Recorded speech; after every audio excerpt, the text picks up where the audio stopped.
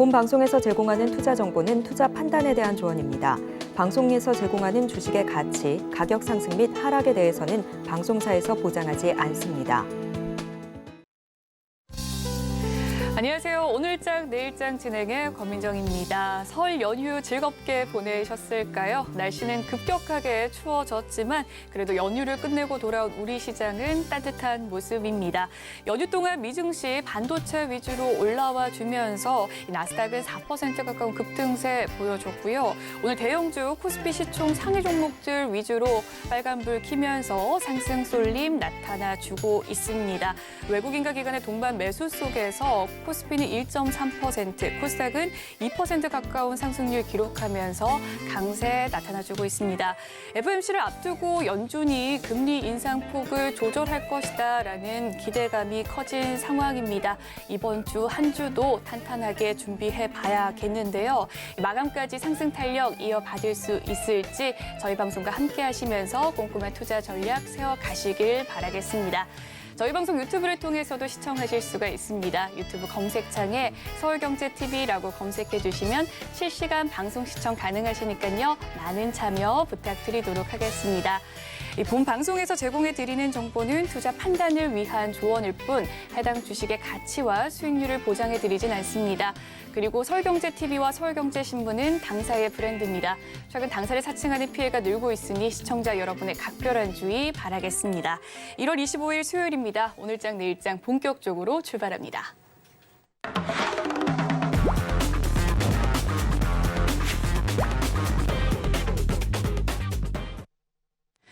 이 시각 보도본부 시간입니다. 오늘은 김혜영 기자와 함께합니다. 어서 오세요.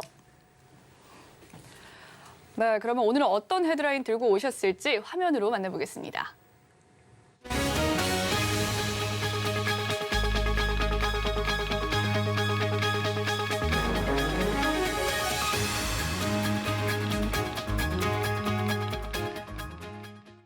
네, 첫 번째 소식입니다. 현대자동차 그룹에 대한 이야기인데요. 지난해에 이어서 올해에도 유럽 전기차 시장에서 선전을 하고 있다는 이야기입니다. 자세한 소식 전해주시죠. 네, 현대차 그룹이 지난해 유럽 주요 10개국 전기차 시장에서 시장 점유율 두 자릿수를 기록하면서 판매 4위에 올랐습니다. 그룹별로 살펴보면 폭스바겐 그룹이 1위를 기록했고요. 이어서 스텔란티스와 테슬라가 2, 3위, 현대자동차 그룹이 4위권에 이름을 올렸습니다. 지난해 현대자동차 그룹은 총 9만 7천여 대 전기차를 판매하면서 시장 점유율 10%대를 달성했는데요. 이로써 4위 자리에 올라서게 됐습니다. 이 가운데 현대차는 5만 4천여 대, 기아차는 4만 2천여 대의 전기차 판매고를 올렸습니다. 네, 각 브랜드별로도 좀 차종 인기 순위가 있을 텐데 어떻습니까? 네, 단일 모델 기준으로 테슬라의 모델 Y가 1위를 차지했습니다. 7만 8천여 대의 판매고를 올렸고요. 뒤이어서 폭스바겐의 ID4가, 이어서 테슬라의 모델 3가 2, 3위권에 안착을 했습니다. 현대차 같은 경우에는 단일 모델 기준 주요 상위 10위권 내에 두 가지의 차종이 자리를 하게 됐는데요. 아이오닉 5가 8위, 이어서 코나 일렉트로닉이 9위에 올랐습니다. 기아차 같은 경우에는 조금 뒤처지기는 했습니다. 기아차의 니로 EV는 14위, EV6는 19위권에 자리하게 됐습니다.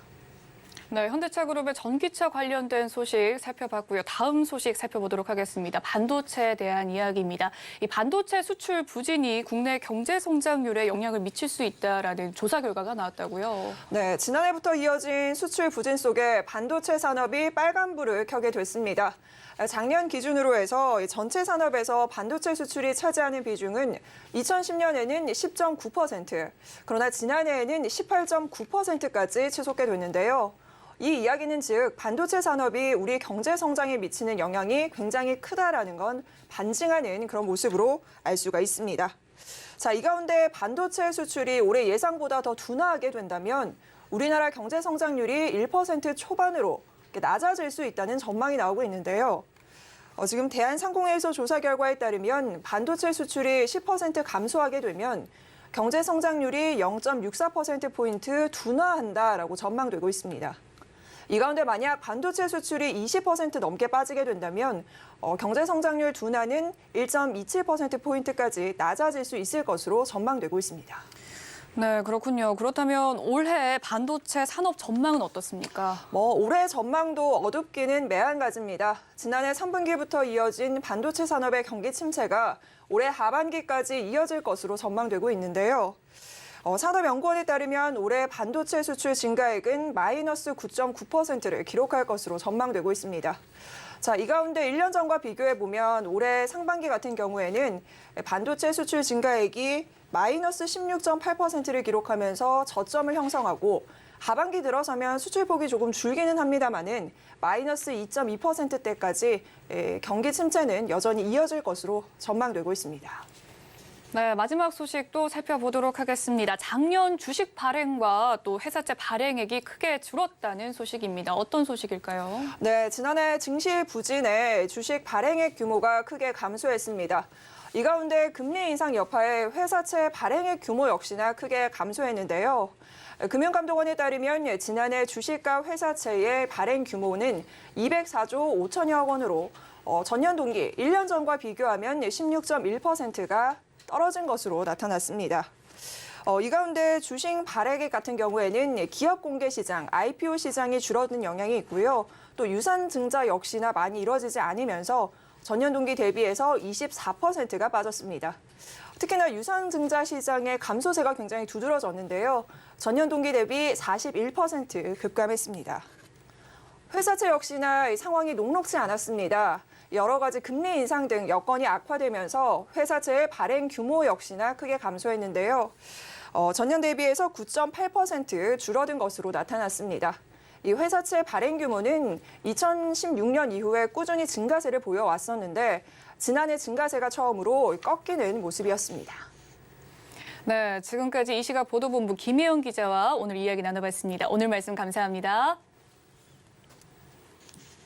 네, 이번 시간은 이 시각 증시 시황 브리핑 해드리고 서울경제TV 특징주 소개해드리는 시간입니다. 김혜영 캐스터가 준비하고 있습니다. 안녕하십니까. 캐스터 김혜연입니다. 미증시는 이 실적 시즌을 맞이해서 이 실적에 따라서 종목들의 주가가 변동성이 보여지고 있습니다. 혼조 마감을 보였고요. 오늘 우리 시장은 연휴 기간 동안 필라델피아 연은 총재의 발언으로 커졌던 이 금리 인상에 대한 속도 조절 기대감이 지수에 반영이 되고 있다라는 분석들 나오고 있습니다. 그럼 자세한 이 시각 지수 상황부터 살펴보도록 하겠습니다. 코스피 지수가 계속해서 이 상승세를 이어나가주고 있습니다. 현재 1.33% 강세 보여지고 있고요. 2,427포인트대에서 거래되고 있습니다. 오늘 코스피 시장에서는 전기전자 업종 위주의 강세가 눈에 띄고 있고요. 또 대형주들이 빨간불을 켜내주고 있는 모습입니다. 네, 이어서 코스닥 지수도 확인해 보시죠. 마찬가지로 이 상승 탄력을 확대시킨 이후에는 계속해서 이 상승 흐름을 유지해주고 있습니다. 1.96% 오름세 보여지고 있고요. 732포인트대에서 거래되고 있습니다. 오늘 코스닥 시장에서는 AI 관련주들 강세 보여지고 있고요. 반면에 이 리오프닝 관련주들은 오늘장 쉬어가고 있는 모습입니다. 네, 이어서 수급도 확인해 보시죠. 외국인들의 순매수세가 9거래 연속 이어지고 있습니다. 5,700억 원이 넘는 순매수세를 보여주고 있고요. 기관도 어제에 이어서 오늘도 계속해서 매수세 보여지고 있습니다. 1,110억 원의 매수세가 들어오고 있는 상황입니다. 네, 이어서 코스닥의 수급도 확인해 보시죠. 외국인과 기관의 이 양매수세가 2거래 연속 이어지고 있습니다. 기관이 1,656억 원, 외국인은 1,227억 원의 매수세를 보여주고 있습니다. 네, 이어서 오늘장 상승하고 있는 업종 테마도 살펴보겠습니다. 오늘 AI 관련주들 상승세 보여지고 있습니다. 다시 한번 이 상승 가도를 달려주고 있는 모습인데요. 최근에 이 MS가 오픈 AI의 대규모 투자 계획을 발표하게 되면서 관련주들이 강한 힘을 받는 모습이었죠. 이렇게 MS의 투자를 얻어냈던 챗 GPT의 호평에 또다시 이렇게 상승 탄력을 확대하고 있는 모습입니다. 지금까지 나온 챗봇 중에서 실제로 이 뛰어난 AI와 교류를 하고 있는 느낌을 받고 있다라는 이 호평들이 나와주고 있는데요.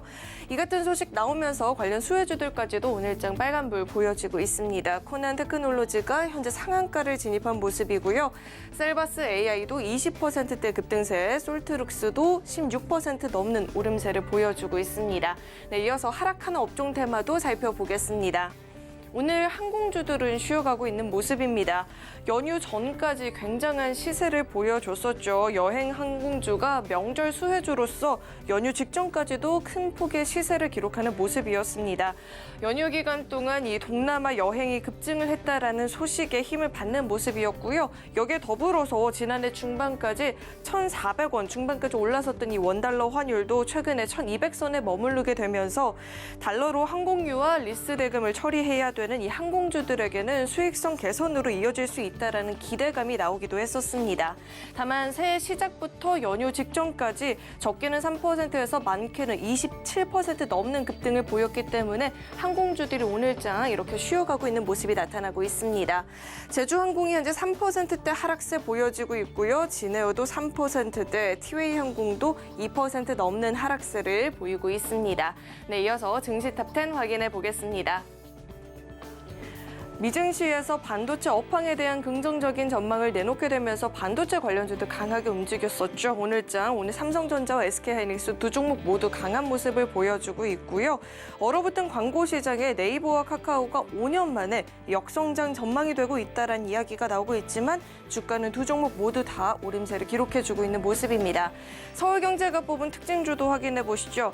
삼성 SDI는 연휴 기간 동안 테슬라가 급등을 했다라는 소식에 영향을 받으면서 강세를 보여주고 있고요.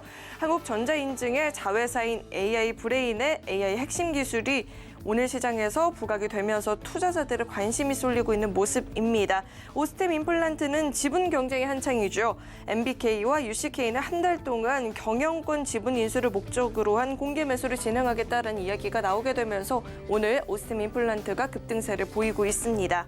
네, 그럼 먼저 아프리카 TV부터 자세히 살펴보도록 하겠습니다. 증권가의 호평에 영향을 받으면서 강세를 보이고 있습니다. 다양해진 이 유저를 기반으로 광고주의 산업 스펙트럼을 넓혀서 성장성을 이어나가고 있다는 이야기도 나오고 있고요. 실적 역시나 긍정적으로 전망이 되고 있습니다. 현재는 2% 가까운 오름세를 기록해주고 있습니다. 이어서 살펴볼 종목으로는 안랩이 있습니다.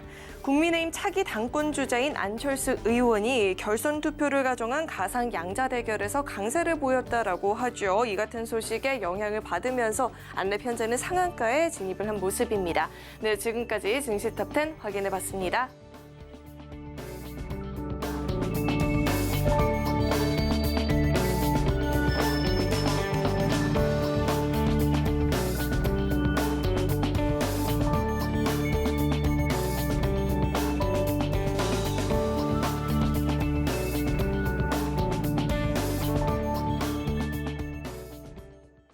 이 시각 외국인과 기관의 수급 상황 살펴보는 수급 포착 시간으로 넘어가 보도록 하겠습니다.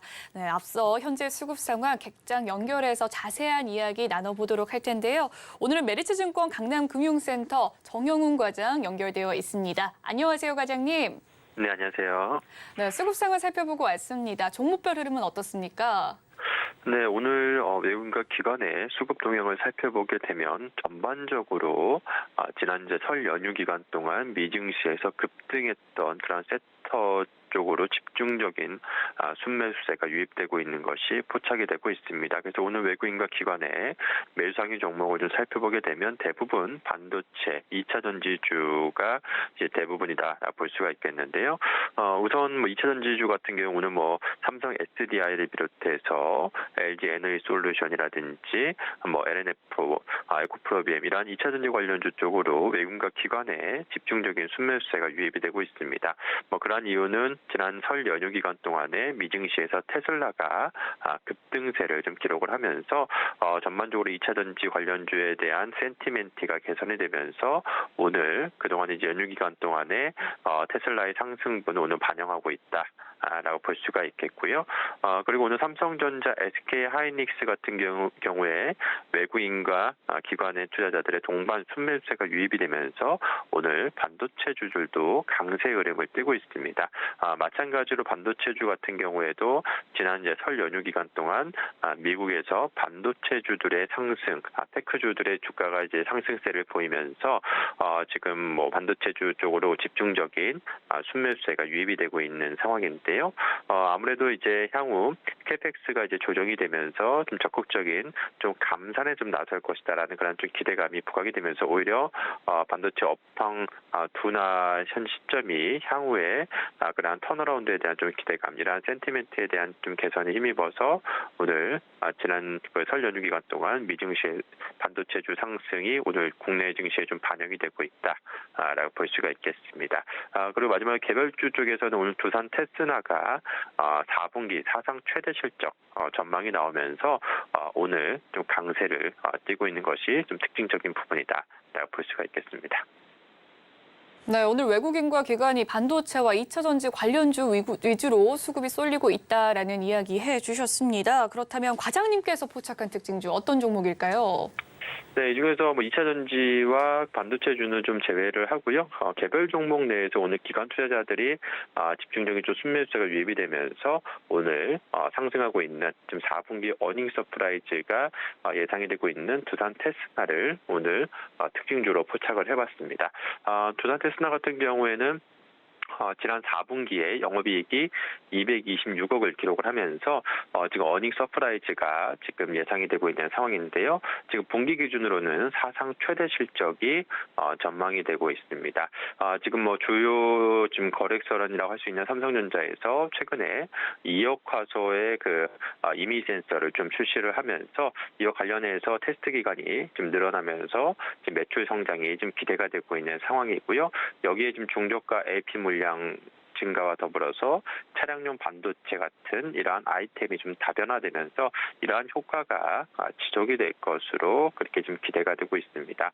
올해 같은 경우에도 특히나 지금 이미 센서가 좀 고화소가 되면서 이 두산 테스나의 주력 좀 매출 비중이 높은 그러한 이미 센서 쪽에 그런 성장세가 이어질 것으로 지금 기대가 되고 있는 만큼 올해 같은 경우에도 실적 개선세가 지속될 것으로 그렇게 전망이 되고 있습니다.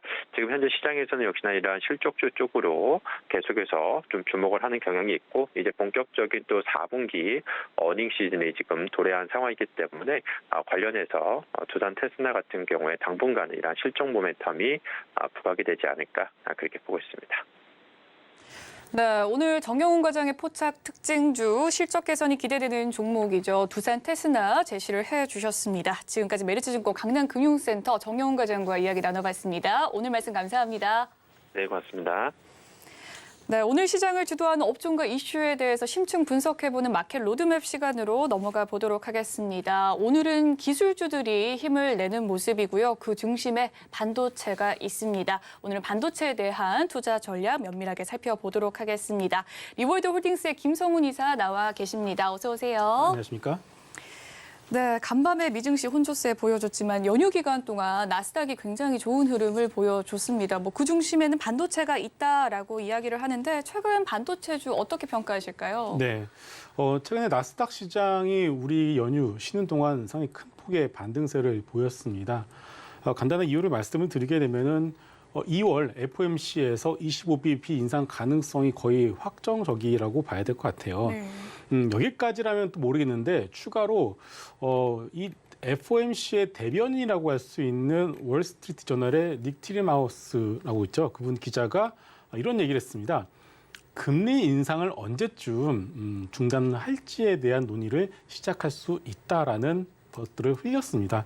여기에 좀 시장이 크게 반응을 하지 않았나 싶고요. 그러다 보니까 최근 이번 주 시장의 반등의 특징은 한 2, 3전까지만 하더라도 소위 이 가치주들의 반등세가 돋보였습니다. 그래서 뭐 다우지수 그리고 유럽, 독일 지수나 이런 것들이 좀 강한 상승을 보이는데 최근에는 이런 금리 인상에 대한 부분들이 거의 다 왔다라는 그런 심리가 확산이 되면서 소위 외면받았었던 성장주들의 반등세 그리고 오늘 우리가 얘기할 반도체 섹터 어떻게 보면 성장주 아니겠습니까? 네. 이쪽 섹터의 반등이 좀 두드러지고 있다. 이렇게 봐야 될 것 같고요. 여기에 더해서 이 참 바닥에서 이제 또 돌아서려다 보니까 좋은 뉴스들이 나오는 것 같습니다. 챗 GPT를 빼놓고 얘기를 할 수 없을 것 같아요. 네. 야, 결국 이제 챗 GPT로 인해서 우리나라 같은 경우 소위 테마주들이 조금 많이 올라가고 있습니다만은 미국 같은 경우는 소위 엔비디아 이 종목이 챗 GPT의 거의 찐 수혜주로 분류가 되는 그런 흐름이 나타나고 있고요. 그와 관련해서 이 반도체, 특히나 비메모리 섹터에 대한 관심이 우리나라에서도 이제는 확산이 되어가는 그런 분위기다 이렇게 볼 수가 있을 것 같습니다. 그래서 정리를 하자면은 최근에 이제 성장주들, 반도체 섹터를 포함한 성장주들의 반등은 FOMC에서 금리 인상 중단에 대한 논의가 시작될 수 있다는 것과 챗 GPT를 포함한 소위 이 반도체 업황의 바닥 가능성에 베팅을 하는 그런 흐름으로 이렇게 우리가 좀 설명을 할 수 있지 않을까 싶습니다. 네, 반도체 관련주들 턴어라운드에 대한 기대감이 현재 잔존해 있는 시장인데요. 주요 흐름에 대해서 살펴봐 주셨습니다. 오늘 좀 살펴보면 SK하이닉스와 삼성전자 굉장히 좋은 흐름 이어가고 있는데요. 이 반도체 업황 개선 전에 이제 좀 매수의 시기이다라고 보십니까? 네, 결국은 뭐 삼성전자나 SK하이닉스나 장기적으로 본다라면은 꾸준히 우상향할 가능성이 높다라고 생각을 합니다. 일단 다만 고민이 있는데 이게 참 개별주처럼 대형주다 보니까 바로 올라가지는 않을 거예요. 왜냐하면은 여전히 이제 반도체 섹터를 이제 안에 들여다보게 되면은 재고에 대한 부분들 계속 이슈가 될 거고요.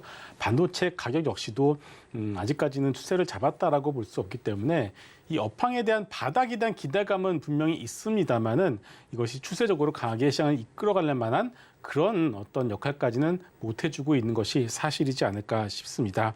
자, 그래서 결국 최근에 이제 반도체 섹터의 반등의 주요 원인은 뭐 앞서서 우리가 살펴봤듯이 반도체 업황에는 바닥에 대한 기대감도 있겠지만은 바이코리아의 어떤 성격도 있습니다. 네. 바이코리아라고 한다면 우리가 또 봐야 될 지표가 있죠. 바로 환율입니다.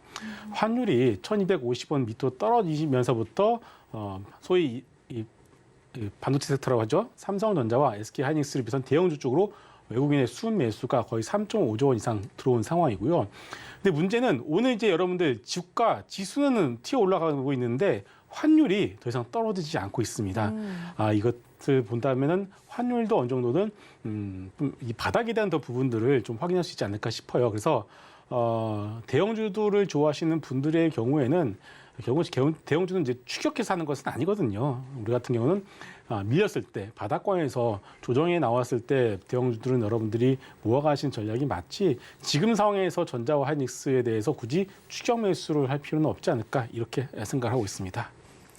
네, 아직 이 반도체 재고에 대한 악재는 좀 잔존해 있지만 바이코리아 행렬이 나타나 주면서 주가가 좀 상승을 했다라는 말씀해 주셨습니다. SK하이닉스에 대해서 조금 더 자세하게 살펴보도록 할 텐데요. 세계 최고 속도라고 합니다. 모바일용 디램 개발 호재가 전해졌는데요. 이제는 뭐 차세대 IT 시장에서 또 게임 체인저가 될 것이다라는 기대감이 있는 상황입니다. 오늘도 4% 넘게 상승을 해준 SK하이닉스인데요. 추가 상승 동력 어디에서 좀 관측을 해보면 좋을까요? 네, 뭐 앞서 우리가 살펴봤던 것처럼 전자나 하이닉스나 꾸준히 우상향할 가능성은 높다라고 생각하고 있습니다. 일단은 이유를 여러 가지를 볼 수가 있겠지만 크게 네 가지를 한번 말씀을 드려보도록 하겠습니다. 첫 번째로는 얼마 전에 인텔에서 새로운 서버형 CPU죠. 사파이어 래피즈를 발표를 했고요. 네. 결국 고성능 디램에 대한 필요성이 부각이 될 수밖에 없기 때문에 이러한 것들이 전자나 하이닉스의 디램 업황에는 분명히 긍정적이라고 판단을 할 수 있을 것 같습니다. 여기에 대해서 최근에 중국 리오프닝 관련주들 정말 많이 오르고 있지 않겠습니까? 순서가 있습니다. 순서가 있는데 결국 그 끝단에는 이 IT 섹터가 될 수밖에 없을 것 같아요. 그동안 소외되었었던 IT 섹터가 중국 리오프닝의 마지막 수혜주가 될 가능성이 높다라고 보고 있고요. 또 하나 이제 장기적인 관점이지만은 전기차의 어떤 방향성 자체는 우리가 부인할 수 없지 않겠습니까? 그리고 전장 사업에 대한 어떤 확장 가능성 역시도 반도체 수요에 대한 어떤 것들을 더욱더 긍정적으로 우리가 볼 수 있는 하나의 모멘텀이라고 볼 수 있고요. 마지막으로 이제 말은 발표를 하지는 않고 있습니다만은 실질적인 이제 감산에 들어가지 않았겠습니까? 네. 이런 것들이 반도체 가격을 잡아주기 때문에 결국은 업황 바닥에 대한 어떤 그런 가능성을 더욱더 공고히 하고 있다. 이렇게 봐야 될 것 같습니다. 다만 참 아쉬운 부분들이 있어요. 과거로 봤을 때, 역사를 봤을 때 같은 디램 업체인 미국에 상장되어 있는 마이크론 테크놀로지와 그리고 우리나라의 SK하이닉스를 종종 비교할 수밖에 없는데 항상 이 마이크론 테크놀로지가 SK하이닉스보다 수익률이 좋았습니다. 네. 아무래도 우리나라 이제 코리아 디스카운트에 대한 부분도 있을 것이고요. 주주 환원 정책도 미국만큼 좀 따라가지 못했던 부분들이 있는 것을 우리가 본다라면은 순수 디램 업체에 대한 베팅을 원하시는 분들의 경우에는 역시나 SK 하이닉스보다는 마이크론 테크놀로지 쪽으로 보시는 것이 낫지 않을까라는 생각을 하고 있습니다. 네, SK 하이닉스에 대한 장기적인 주가 관점에서 이야기를 해주셨는데요. 장기적인 관점으로는 상승 전망이 예상이 되지만 마이크론과 비교했을 시에는 마이크론이 더 좋다라는 이야기이시겠죠. 네, 그럼 최근 또 이 바닥론의 이 반도체 이야기 좀 해보도록 하겠습니다. 이 마이크론이 굉장히 좋은 역할을 하고 있는 것 같은데 어닝 쇼크 최근에 또 기록을 했고요. 투자가 중요한 상황 속에서 기업의 지출이 줄여져 가고 있는 상황입니다. 대장주와 소부장주가 있지 않겠습니까? 네. 어떤 쪽으로 좀 접근을 해보면 좋을까요? 네, 참 그동안 이제 소부장 기업들을 장기적으로 투자를 하신 분들의 경우에는 참 딜레마가 있습니다. 야, 이렇게 실적이 좋고 숫자가 잘 나오는데 왜 이렇게 주가는 못 가지라는 고민을 모두가 하고 계실 것 같아요. 그런데 역시나 이제 아무리 개별 기업의 숫자가 잘 나오고 실적이 잘 나온다고 하더라도 이 업황을 무시를 할 수는 없는 것 같습니다. 반도체 업황이 그동안 바닥에 대한 인식이 없었기 때문에 아무리 개별 기업들이 숫자가 잘 나온다고 하더라도 그 주가는 뻗어나가지 못했던 것이 사실인데요. 최근에 결국 대장주라고 할 수 있죠. 삼성전자와 SK하이닉스가 바닥을 찍고 돌아선 모습이 나오면서부터 눌려 있었던 소부장 역시도 같이 따라가는 움직임이 나오고 있습니다. 그래서 개인적으로는 뭐 가지고 계신 자금의 용도나 사이즈가 다르시겠지만은 개인 투자자분들의 경우에는 물론 취향 차이도 있겠습니다만은 전자나 하이닉스보다는 소부장 쪽으로도 한번 관심을 가져보시는 것도 좋을 것 같습니다. 왜냐하면은 첫 번째로는 이제 수익률적인 측면에서 삼성전자, SK하이닉스 같은 경우는 정말 큰 금액이 들어와야지만 좀 의미 있는 어떤 수익을 가져갈 수가 있는데 베타가 큰 이 반도체 소부장들의 경우에는 숫자도 충분히 나오고 있고 한번 업황이 방향을 잡아버리게 되면은 전자와 하이닉스의 수익률과는 비교도 할 수 없을 만큼의 어떤 상승세를 보여주는 것이 이 반도체 소부장의 특징이지 않겠습니까? 그래서 일단 저는 대형주보다는 반도체 소부장 쪽으로 보자는 말씀을 좀 드리고 싶고요. 또 하나가 이제 반도체 소부장 내에서도 전공정 업체와 후공정 업체가 있는데 네. 후공정 쪽으로 보시는 것이 좋을 것 같습니다. 그 이유는 최근에 이제 전장 자동차용 반도체 그리고 챗 GPT 관련된 AI 반도체 이쪽 섹터 모두가 뭐냐면은 결국 비메모리 쪽이거든요. 네. 비메모리와 관련이 있는 섹터는 결국 후공정일 수밖에 없는 만큼 전공정보다는 후공정 쪽으로 관심을 가져보자 이렇게 정리하겠습니다. 그렇군요. 전공정보다는 후공정, 메모리보다는 비메모리라고 이야기를 해주셨는데 그런 기업들 좀 어떤 기업들이 있을까요? 네, 일단 여러 가지 기업들이 많습니다. 일단은 이제 비메모리 섹터 쪽에서 후공정 섹터 여러 가지 종목도 있습니다. 뭐 리노공업도 있고요. 앞서 이제 소개를 해주신 두산 테스나 같은 종목도 있는데 저는 개인적으로는 ISC라는 종목을 한번 말씀을 드려보도록 하겠습니다. 일단은 비메모리 섹터 쪽에 대한 관심이 소부장 내에서도 2021년 말부터 좀 확산이 되기 시작했고요. 관련 업체들이 거의 한 1년 전부터 이쪽 섹터에 투자를 본격적으로 하고 있다는 것을 한번 우리가 살펴볼 필요가 있을 것 같고요. ISC 같은 경우는 반도체 칩 테스트에 필요한 이런 테스트 소켓 개발을 하고 생산을 한 업체인데 세계 점유율 1위 업체입니다. 이미 그것만 놓고 보더라도 우리가 매수를 충분히 할 만한 근거는 된다라고 좀 보여주고 있고요. 여기에 더해서 5G용 고주파 시스템 반도체 그리고 초미세 모바일용 반도체 테스트 소켓도 개발했고 이제 양산을 하고 있습니다. 그러면은 이 비메모리, 메모리뿐만이 아니라 업황 자체가 이제 5G까지 우리가 확산해서 볼 수가 있지 않겠습니까? 그런 측면에서 본다면은 어떤 업황의 어떤 확장 가능성 그리고 단순히 비메모리, 메모리만 보는 것이 아니라 5G까지도 영역을 넓혀간다는 측면에서 봤을 때 ISC를 후공정 쪽에서는 탑픽 종목으로 말씀드리도록 하겠습니다. 네, 반도체주 후공정주의 좀 탑픽 종목으로 ISC까지 이야기를 해주셨습니다. 지금까지 뉴월드 홀딩스 김성훈 이사와 함께 반도체에 관련된 투자 전략 함께했습니다. 오늘 말씀 감사합니다.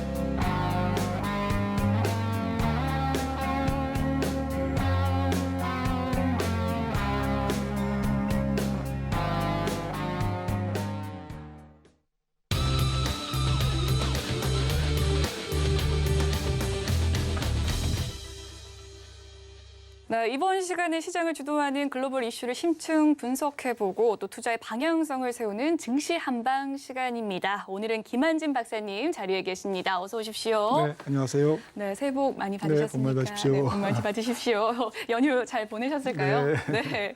오늘의 이야기를 좀 해보도록 하겠습니다. 먼저 글로벌 증시 점검을 해보도록 할 텐데 연휴 동안 굉장히 좋은 흐름 보여줬습니다. 미증시가 오늘도 상승한 만큼은 아닌데 1, 2% 우리나라 지수 흐름 나타나고 있어요. 연휴 기간 동안 미 증시 주요 흐름 짚어봐 주시겠습니까? 네, 연초 이후에 글로벌 증시 좀 많이 올랐고요. 네. 생각보다. 네, 지금 적게 오른 데가 한 5%, 뭐 홍콩 항생 지수 같은 경우는 거의 10% 올랐더라고요. 그리고 말씀하셨듯이 미국의 기술주들 많이 올랐고 또 필라델피아 반도체 지수는 연초 대비 15% 네. 상승했습니다. 네, 그래서 이렇게 전 세계 증시가 조금 연초부터 조금 따끈따끈한 모습을 보이는데 한 세 가지로 정리될 수 있겠습니다. 작년 연말에 좀 주식을 많이 비워놨던 좀 장기 투자자들 또 네. 기관 투자자들이 전체적으로 좀 주식을 새해 들어서 좀 경제 전망을 조금 밝게 보면서 조금 주식을 채워넣는 그러한 현상들이 나타났고요. 또 이렇게 좀 롱매수가 일어나다 보니까 또 공매도를 한 좀 그 투자자들이 또 주식을 또 채워넣는 숏스퀴즈가 또 발생했습니다. 이렇게 수급적인 요인들이 연초에 조금 많았던 것 같습니다. 펀더멘탈 요인은 뭐 잘 아시다시피 금리와 물가가 좀 안정되고 있고요. 연초 대비. 연초에 들어서 좀 안정되고 있고 또 그러다 보니까 연준의 좀 긴축이 네. 조금 조기에 마무리될 수 있다라는 기대감, 심지어는 뭐 피봇이 조금 일찍 일어날 수도 있다라는 그런 기대감이 증시에 좀 솔솔 네. 주가에 좋은 영향을 미친 것 같습니다. 아무래도 제일 중요한 것은 경제 펀더멘탈이 유럽 쪽이 조금 날씨가 좀 따뜻했지 않습니까? 그러다 보니까 유럽의 에너지 위기가 조금 수월하게 그래도 심각하지 않게 지나갈 수 있다라는 안도감 그리고 중국 경제가 이제 올 봄부터는 본격적으로 기지개를 켤 수 있다라는 네. 기대감. 이 유럽과 중국의 경기 조금 쌍끌이라고 그럴까요? 네. 그래서 경기에 대해서 조금 좋은 분위기가 주식시장에 좀 훈풍을 불어넣고 있는 것 같습니다. 그렇군요. 글로벌 증시 전반으로 현재 지금 좀 훈풍이 들어오고 있는 상태인 것 같습니다. 수급 요인과 더불어서 일단 물가, 금리 안정, 피벗에 대한 기대감도 있는 상황이고요. 그렇다 보니까 경기 침체 우려에 대해서 좀 보는 시각이 따뜻하다라는 말씀을 해주셨습니다. 최근 들어서 이 기술주가 강세 흐름 보여주고 있습니다. 넷플릭스 같은 경우에는 기대 이상의 가입자 소식 속에서 주가가 또 상승을 했고 마이크로소프트도 어닝 쇼크를 기록하긴 했지만 주가는 이 순이익이 좀 예상보다 높다라는 이야기 속에서 올라가는 모습을 보였습니다. 빅테크의 최근 실적 주가에 대해서는 좀 어떻게 평가하십니까? 네, 넷플릭스발 좀 훈풍이 지금 마이크로소프트까지 네. 지금 이어지고 있는데 마이크로소프트도 사실 뭐 실적이 좋은 건 아닌데 핵심 성장 부분, 클라우드 애자 부분이 조금 좋은 그래도 선방하고 있고 또 앞으로 나쁘진 않을 것 같다라는 쪽으로 좀 분위기가 잡히면서 기술주 전반이 생각했던 것보다는 그래도 선방을 하는. 네, 그리고 전체적으로 금리가 좀 어쨌든 낮아졌으니까 작년에 미국채 10년물이 4% 넘다가 지금 최근에 올라오긴 했습니다만 그래도 3.5% 왔다 갔다 하니까 좀 금리가 낮아지니까 이제 좀 기술주들이 그래도 힘을 받을 수가 있었던 것 같고요. 그래서 전체적으로 연준이 지금 통화 정책을 작년 내내 긴축으로 가져갔지만 이 긴축 정책이 금리 인상이 좀 기술주에게 이제 파급은 되지만 조금 경쟁력 있는 기술주들은 그렇게 부정적인 파급력이 그렇게 크진 않다. 금리 인상의 영향을 적게 받고 있다라는 것이 이번 4분기 실적을 통해서 확인되고 있는 분위기인 것 같습니다. 그래서 전체적으로 기업별로 이제 마진에 좀 차이는 있겠습니다만 네. 그래도 4분기까지는 괜찮고 올 전체적인 가이던스도 그렇게 나쁘지는 않을 것이다. 나쁘긴 나빠도 생각보다는 좀 덜 나쁜 건 아니냐.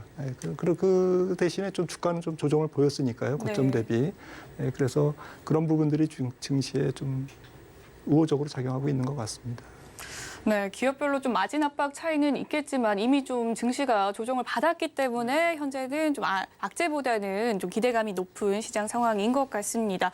연준이 FOMC 회의를 앞두고 있는 상황이죠. 이 블랙아웃 기간에 들어간 상황인데 시장은 25 BP, 지금 베이비 스텝을 좀 예견하고 있는 상황입니다. 또 이 PC 물가 지수가 또 변수로 작용할 전망이라고 하는데 현재 예상치는 어느 정도입니까? 네, 금요일 날 뭐 PC 그 근원 소비자 물가 또 헤드라인 소비자 근원 헤드라인 PC 물가 네. 이게 두 가지가 발표되는데요.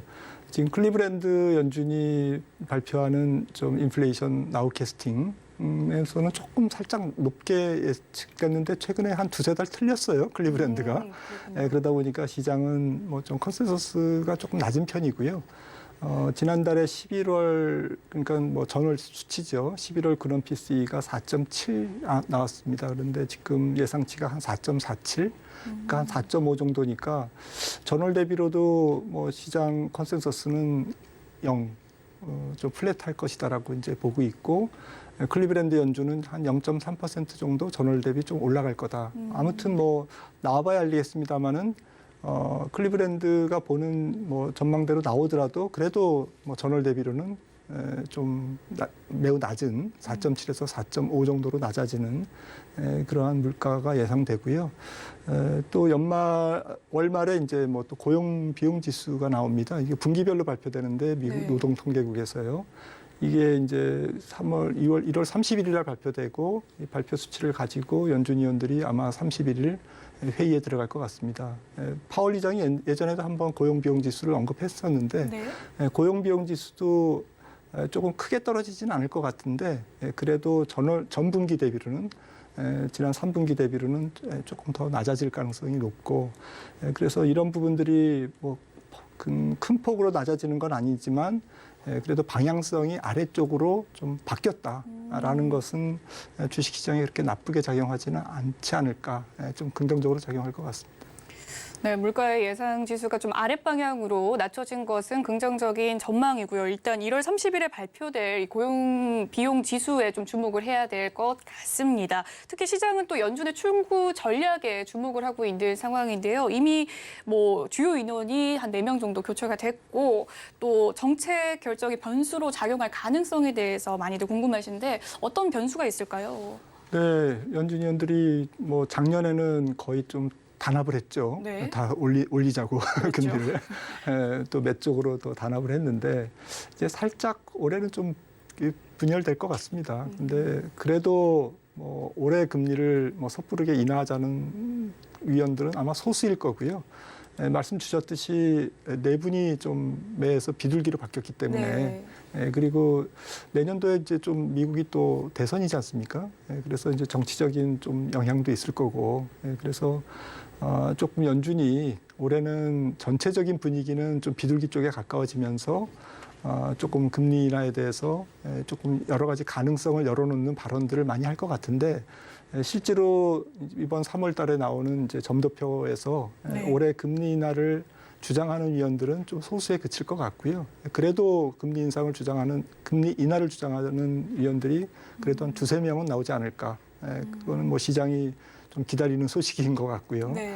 하지만 전체적인 액션을 본격적으로 취하는 것은 올해보다는 내년의 금리 인하 가능성에 조금 더 무게가 실리지 않을까. 연준 위원들의 의견이 그런 쪽으로 내년 쪽으로 좀 모아질 것 같습니다. 네, 연준 인사가 일단 4명이 좀 교체가 되면서 매파적인 발언보다는 비둘기적인 발언을 좀 기대해 볼 만한 상황인 것 같습니다. 내년부터 금리 인하의 무게감을 좀 둘 것이다라는 말씀을 해주셨는데 일단 지난해부터 올해 글로벌 경기 침체는 좀 기정사실화된 상황인 것 같고요. 또 물가의 일시적인 안정과 더불어서 경기에 대해서 또 연착륙 가능성이 확대되고 있는 상황입니다. 그럼에도 불구하고 낙관론이 계속해서 확대되고 있거든요. 이 전망은 좀 어떻게 보실까요? 네, 좀 경기 침체 폭과 기간에 대한 판단이 좀 중요할 것 같습니다. 올해 시장에서는.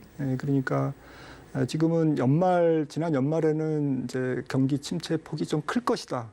좀 경기가 좀 엄하게 침체될 거다. 네.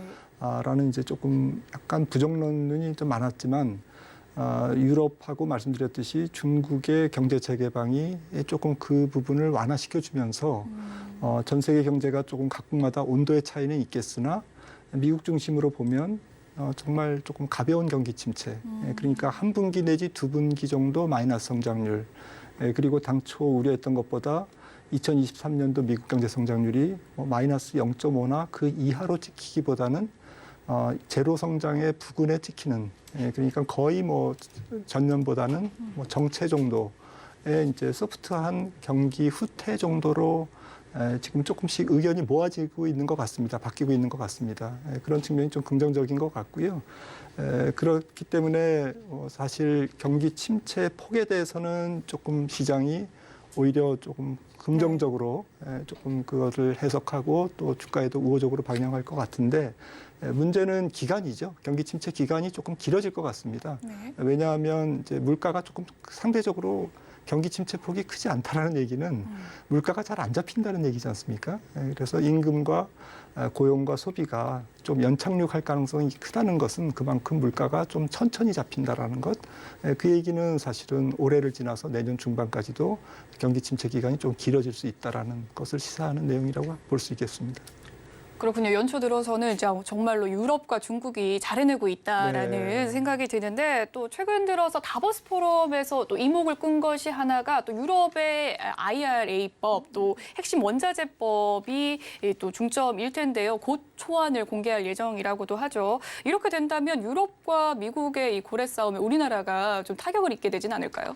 네, 뭐 핵심 경쟁력을 갖고 있는 기업은 결론적으로 뭐 양쪽에서 땡기니까 네. 오히려 선택의 범위가 더 넓어지는 아. 그럴 수도 있지만, 물론 이제 기업들 입장에서는 고민이 되죠. 왜냐하면 그 혜택을 받으려면 현재 공장을 져야 되고 네. 여러 가지 원가 요인이라든지 비용 상승 요인이 발생하지 않습니까? 그렇죠.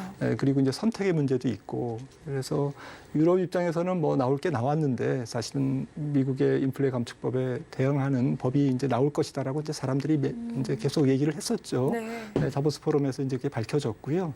하지만 이제 27개 유럽 회원국들이 이제 의견을 모으고 제도 법안 같은 것을 이제 규정을 조금 다듬는데 시간이 많이 걸릴 것 같고요. 네. 실제로 액션이 취해지는 것은 뭐 한 2, 3년 후, 탄소 중립법만 해도 2025년까지는 좀 유예 기간을 둬서 2026년부터 시작되거든요. 네. 이제 이런 부분들에 우리나라는 뭐 한 2, 3년간 어떻게 전략적으로 행동을 할지 여기에 따라서 기업들의 운명이 좀 결정될 것 같고, 상당히 기업들이 아마 머리가 아픈 그런 상황일 것 같습니다만은 그래도 기회 요인 아니냐.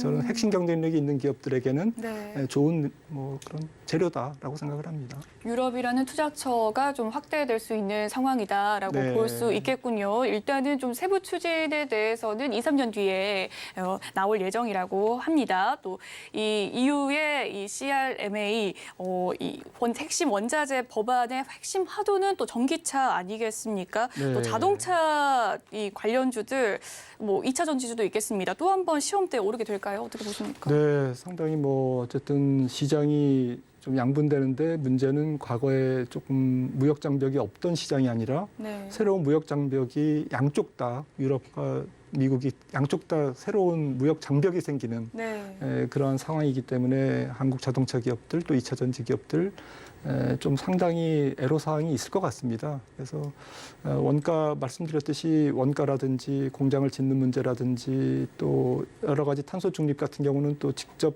탄소 발생뿐만 아니라 간접 탄소 발생까지도 네. 다 이제 탄소 국경세가 이제 물려지는 거거든요. 그러니까요. 그러면 이런 부분들이 사실 원가 상승 요인이지 않습니까? 그래서 양면성이 있는 것 같습니다. 비용 요인도 비용 요인이고, 한편으로는 또 기회 요인이고. 네. 그래서 이런 부분들을 좀 슬기롭게 찾아야 될 텐데, 개인적으로는 우리나라 수소차 같은 경우가 조금 양쪽에서 러브콜을 받지 않을까 이런 생각도 좀 해봤습니다. 네. 우리나라 수소 경쟁력이 좀 있으니까요. 그런 측면에서 좀 어떤 쪽으로 테마가 좀 형성될지 좀 주시해봐야 될 것 같습니다. 그렇군요. 이 기회와 비용이 좀 공존하면서 수소차 관련해서 좀 더 기회가 있지 않을까라는 의견을 제시를 해 주셨습니다. 앞서 이 탄소 중립 산업법이 좀 공식화되면 좀 끼어 있는 부분이 있는데, 불리하게 작용할 측면에 대해서 조금 더 자세하게 이야기를 해 주시고, 신재생 에너지 수소가 조금 더 주목을 해 봐야 됩니까? 어떻게 보십니까? 글쎄요, 제가 산업 전문가는 아니라서 네. 좀 말씀드리기 좀 조심스럽습니다만은, 아무래도 신재생은 좀 대세인 것 같습니다. 그래서 좀 다양한 범위로 조금 확대할 필요가 있을 것 같아요. 뭐 소형 원자력 모듈이라든지 또 뭐 풍력뿐만 아니라 여러 가지 조금 관련된 뭐 여러 가지 뭐 전기 장치라든지 배전반이라든지 핵심 부품이라든지 또 2차 전지 같은 경우도 사실 어느 쪽에 공장을 짓든지 간에 부품 소재, 뭐 중간재 이런 핵심 어쨌든 분리막이라든지 이런 양극재 이런 핵심 소재 같은 경우에는 특별히 문제가 되지 않지 않습니까?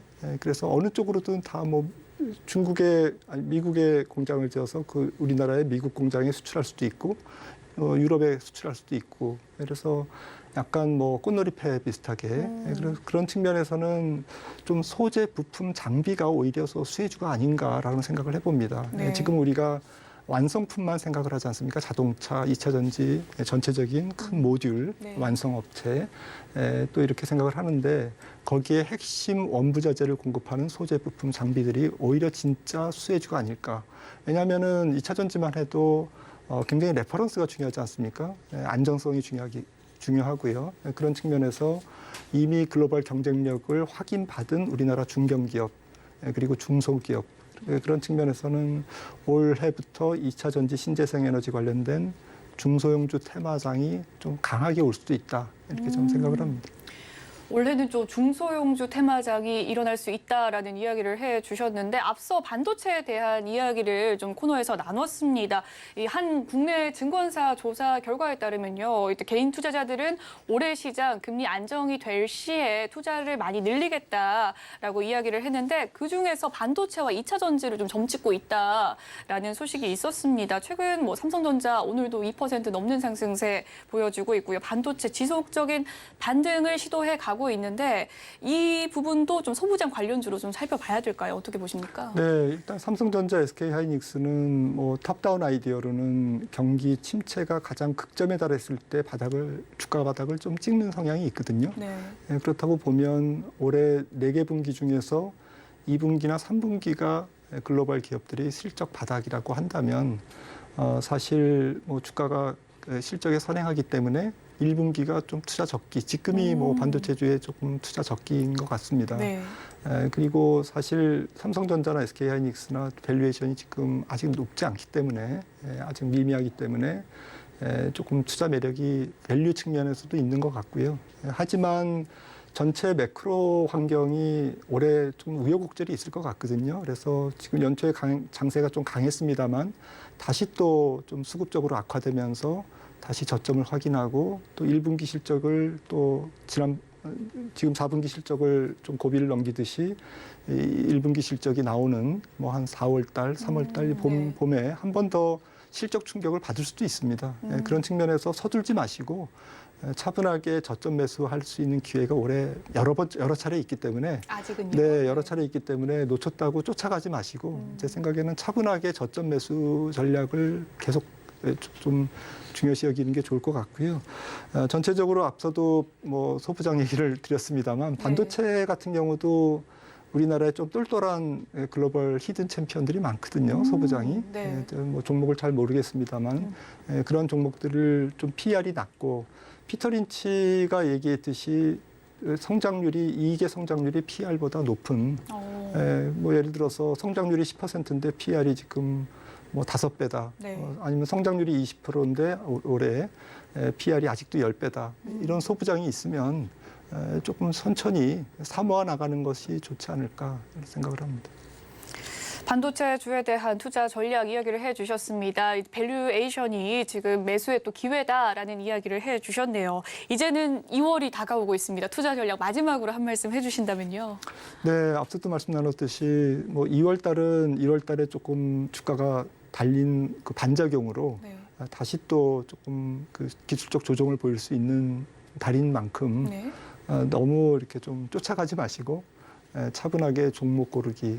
특히 올해는 좀 매크로 공부보다는 좀 산업 또 종목 공부를 많이 하시면서 종목에 따라서는 이미 턴어라운드 하는 종목도 생길 거니까요. 조금 긍정적으로 생각하시고 위험을 좀 기회의 요인으로 접근하시는 게 좋을 것 같습니다. 네, 매크로 환경에 집중을 좀 하기보다는 이제는 좀 기업적으로 실적과 종목에 대해서 살펴보는 습관을 가지면 좋을 것 같다라는 생각이 듭니다. 지금까지 김한진 박사님과 함께 글로벌 증시 동향에 대해서 이야기 나눠봤습니다. 오늘 말씀 감사합니다. 본 방송에서 제공해드리는 정보는 투자 판단을 위한 조언일 뿐 해당 주식의 가치와 수익률을 보장해드리진 않습니다. 그리고 서울경제TV와 서울경제신문은 당사의 브랜드입니다. 최근 당사를 사칭하는 피해가 늘고 있으니 시청자 여러분의 각별한 주의 바라겠습니다. 오늘 준비한 소식은 여기까지고요. 잠시 후 마감이박 60분의 승부도 많은 시청 부탁드리겠습니다. 저희는 내일 다시 찾아뵐게요. 시청해주신 여러분 고맙습니다.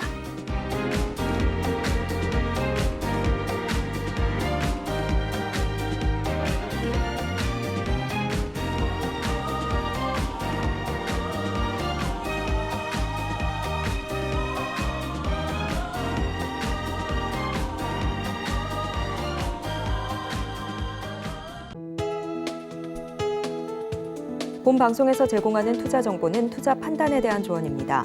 방송에서 제공하는 주식의 가치, 가격 상승 및 하락에 대해서는 방송사에서 보장하지 않습니다.